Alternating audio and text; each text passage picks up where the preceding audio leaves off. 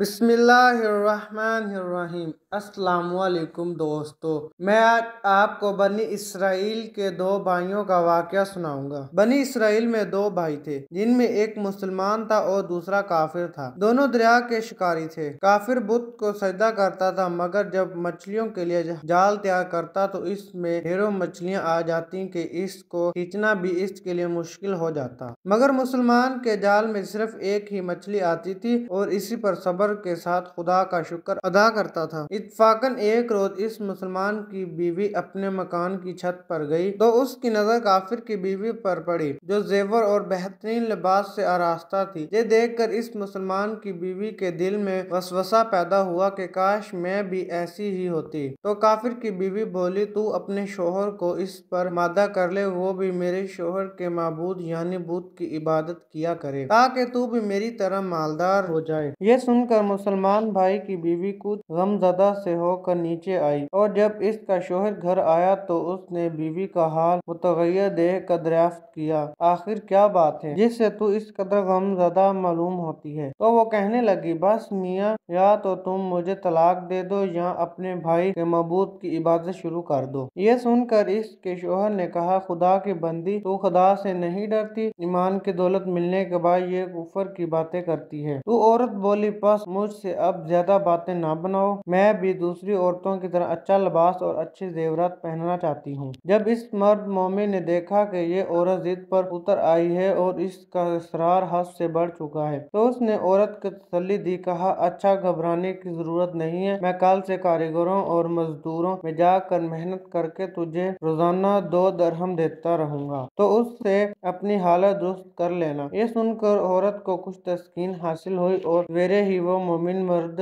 मजदूरी की तलाश में निकला, लेकिन किसी ने इससे हाल तक न पूछा। ये देखकर वो दरिया के किनारे पहुंचा और शाम तक अल्लाह की इबादत में मसरूफ रहकर रात को जब घर आया तो बीवी ने दरियाफ्त किया, आज तुम कहाँ थे? वो कहने लगा, मैं बादशाह की खिदमत में मसरूफ था, इसने मुझसे 30 दिन काम करने की शर्त की है। औरत ने कहा कि आखिर वो बादशाह तुमको क्या देगा? तो उसने जवाब दिया कि मेरा बादशाह बड़ा करीम है और उसके खजाने मालो दौलत से भरे हुए हैं, वो मुझे बहुत देगा, वो मुझे वो देगा जो मैं चाहूंगा। चुनाचे इस तरह बराबर वो अपने मबूद बरहक की इबादत में मसरूफ रहा और 30वीं रात हुई तो बीवी ने कहा, सुनो मियाँ, अगर कल तुमने मुझे मजदूरी ला कर ना दी तो तुम मुझे लाजमी तलाक दे देना। ये सुनकर इसको इस कदर परेशानी लाहक हुई और 30वीं सुबह को उसने एक यहूदी से कहा, क्या तुम मुझे मजदूरी पर लगा लोगे? ये सुनकर यहूदी कहने लगा कि हाँ, तुमको मजदूरी तो मिल जाएगी, लेकिन शर्त यह है कि मेरे पास तुम्हारे खाने पीने का कोई इंतजाम ना होगा। चुनाचे वो मर्द मोमिन रोजे की नियत करके यहूदी के साथ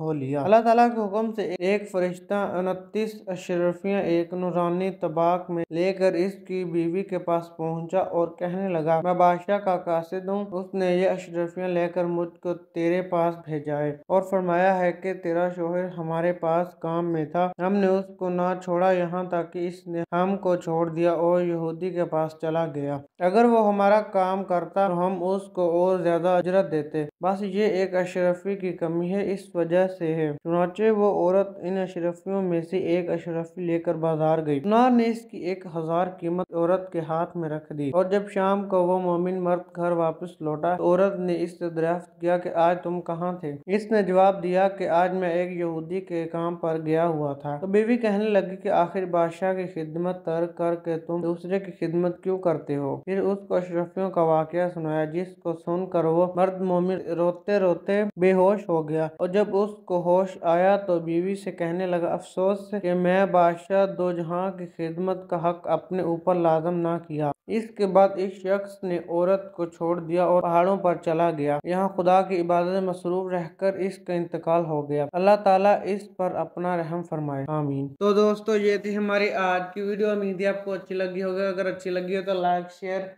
एंड हमारे चैनल ES वाकिया TV को सब्सक्राइब कीजिएगा। मिलेंगे इंशाल्लाह नेक्स्ट वीडियो में, तब तक के लिए अल्लाह हाफिज।